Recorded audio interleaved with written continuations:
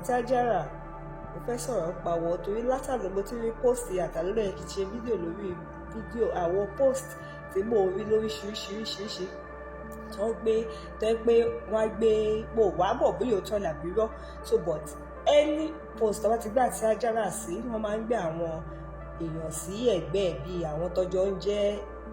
entertainment person tọ́jọ́ jẹ́ eléré òṣèré kan náà wọ́n máa ń gbé wọn nínú kọ́ gbé mo rí Ronke Oṣòdì wọ́n ní ìyẹn sọ pé kí àwọn fans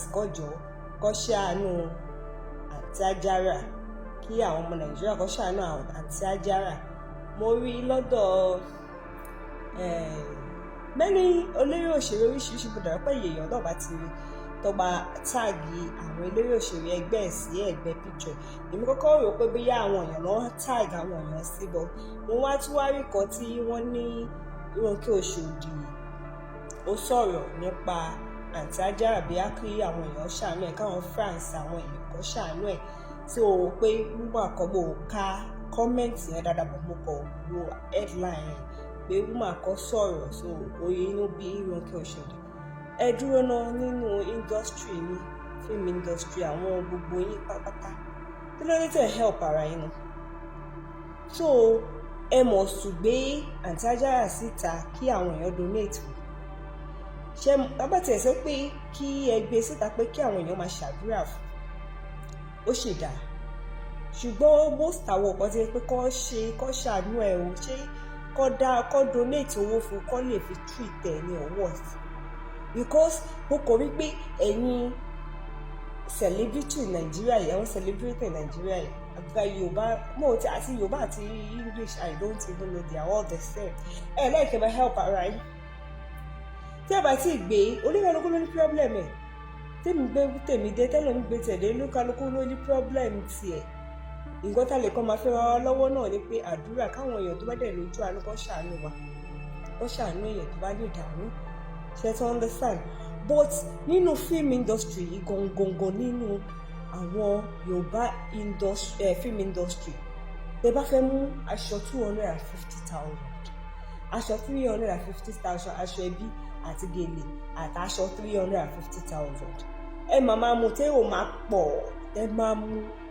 tí èrò máa pọ̀ tó máa pọ̀ tẹ́ máa pọ̀ níbẹ̀ tí gbogbo yín máa ráṣọ yẹn tó ṣe pé ní 350 tó ṣe pé ní 250 tó ṣe pé tọkùnrin ní 150 ẹ máa rà á tó bá wá dé pé kẹ́ ṣàánú ara yín ẹ wá máa gbéra yín síta nǹkan tó yẹ káwọn èèyàn bá yín dá sí gan most lè máa gbé sórí social media tẹ́ bá tẹ̀ gbé Aunty Ajara sí orí social media pé káwọn èèyàn ìkọ́ ìjọ kọ́ máa bá yín fi àdúrà ràn lọ́wọ́ kọ́ máa bá yín fi àdúrà ẹni tó bá wá fẹ́ láti ràn yín lọ́wọ́ á ràn lọ́wọ́ kò ṣe kẹ́ máa tọrọ donation fún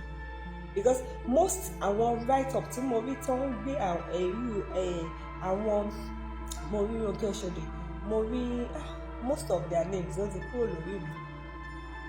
mo rí Mide Martins mo rí ti Mide Martins mo rí adé ọkọ girl yìí Adéníyì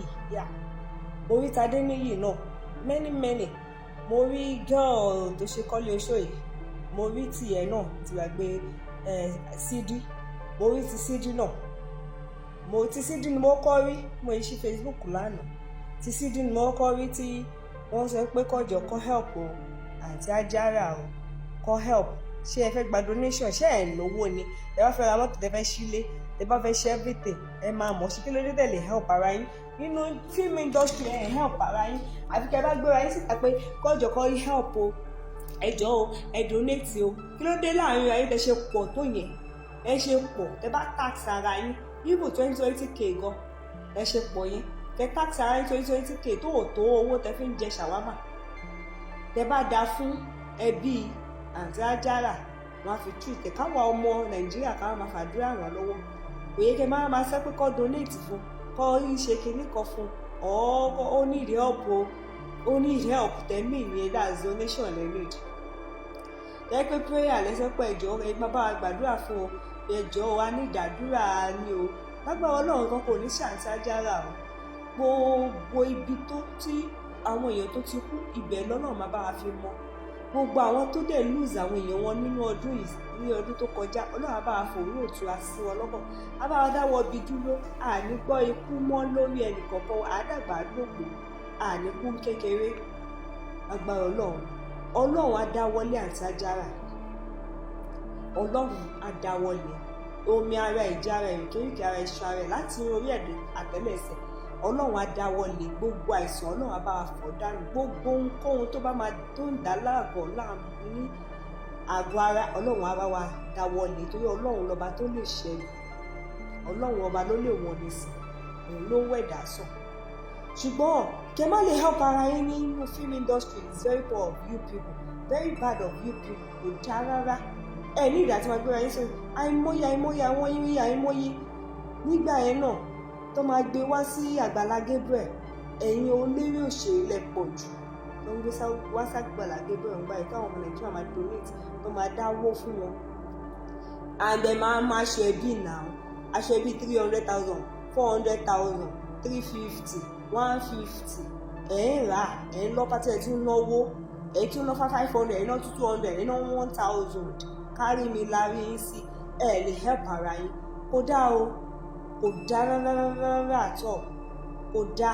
Mo kọ́kọ́ fẹ́ sọ̀rọ̀, mo kọ́kọ́ rò pé bí àwọn kan ń gbé fake kínní gbogbo ìgbà tí wọ́n rí oríṣiríṣi tó mo tún wá rí tí ó kí òṣèlú tó lóun èèyàn kan sọ̀rọ̀ sóhun kí ló dé táwọn ní sọ̀rọ̀ because wọ́n ti fi pé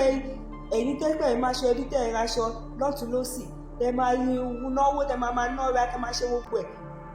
lórí ọkọ̀ wá sí kìnnú yẹn wá gbé wá sórí social media ẹ̀ máa bẹ̀rẹ̀ èyí kan dáwó fún tẹ́yìn fẹ́ra yín tẹ̀lé afford láti dáwó tí owó yín bá tax ara yín pátá dẹ́dá 20,000 ọlọ́run owó tó máa jẹ́ òǹjẹ owó kékeré ẹ̀ need support àwọn èèyàn kankan. Àwọn tó dẹ̀ fẹ́ kọ́ willingly láti support láti fún Aunty Ajara lówó máa fún wọn lówó ṣùgbọ́n kò ṣe pé kẹwàá máa bẹ̀rẹ̀ fún donation. Ẹ máa rọra yín lọ́wọ́ kò ṣe pé kẹ̀kọ́ máa gbéra yín sórí social media kẹ̀kọ́ máa ṣe kárí mi kẹ má ní nǹkan tẹ́ fẹ́ ṣe fúnra yín àfi pé kẹ múra yín wálẹ̀ kẹ máa drag ara yín lórí social media. Èyí tẹ́ mọ̀ ṣe ni pé kẹ múra yín wálẹ̀ kẹ fẹ́ yíbú èèyàn tó wà lókè kẹ fẹ́ mú wálẹ̀ kẹ fẹ́ mú wálẹ̀ ṣùgbọ́n pé kẹ help ara yín yẹn hẹ̀ ṣí yọ̀ ni. Tẹ́ bá fẹ́ sọ pé àìra mọ́tò tuntun ẹ máa post ẹ̀, tẹ́ bá fẹ́ ní ẹ kọ́lé ẹ ra ilé tuntun ẹ máa post ẹ̀, wálé ẹ fẹ́ ṣe lẹ̀ ẹ lọ́pàá tí ẹ máa post ẹ̀, kẹ wá dáwó kéékèèké bíi 20,000 àwọn èèyàn tó lè dá 50,000 wà èèyàn tó lè dá 100,000 wà láàrin ẹ tẹ lówó ẹ wá gbéra yín sórí social media wá ní káwọn èèyàn bá sọ̀rọ̀ sí yín wọ́n bá sọ̀rọ̀ sí yín náà wọ́n bá sọ̀rọ̀ sí yín torí tẹ́ ṣe láàrin ara yín kò dá ẹ̀ nífẹ̀ẹ́ ara yín ẹ̀ fìfẹ́ bára yín lò rárá ló film industry ẹ̀ fìfẹ́ bára yín lò èmi mo gbàdúrà pé Ọlọ́run bá wa dúró ti Aunty Ajara nǹkan kan ò ní ṣe wọ́n lágbára Ọlọ́run